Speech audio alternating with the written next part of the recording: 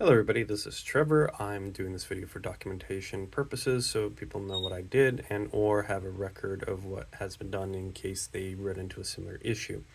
Now, my Macrophylla, which is this one, is a seed-grown specimen, and this one is a clone T from AW.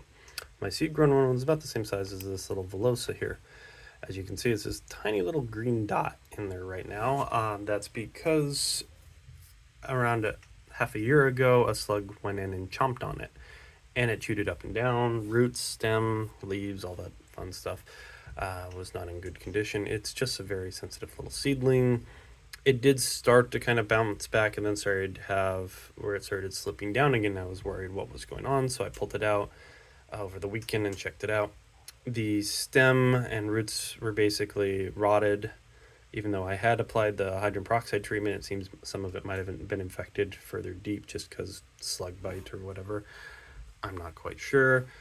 I pulled it out, trimmed up to healthy tissue, applied Rooting Gel, have placed it in clean Akadama, and bagged it. So the hope is this will allow it to maintain a high humidity, allowing for regeneration and root growth promotion. The Akadama is very aerated, so it'll allow it to seep in and produce better roots is my hope. I've had luck doing this on some other plants I wanted to have better roots on, such as my Edwardsiana ex Raja, and that has shown good results with rooting. Anyway, the concept of this is what we've done is called topping. Basically, as an example here, there's a brown stem right where it connects up to the green healthy tissue of leaves. I cut to that part because everything below that was rotted. I applied the rooting gel to the green little nub underneath and applied it into the Akadama in hopes that it will recover. Now, this can allow the roots to recover, but the amount of time for it to take rooting can take anywhere from a month to 2 months, I was told.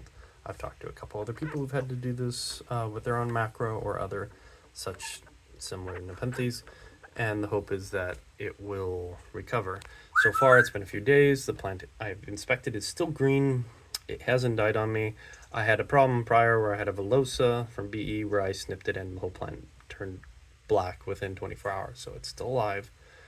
It's still kicking. This macro is a fighter. So the hopes are that it will pull through and continue to grow. And I'm just explaining what I've done, so in case anybody else has run into an issue or needs a last-ditch effort to try, this is it. So that's all. Trevor out.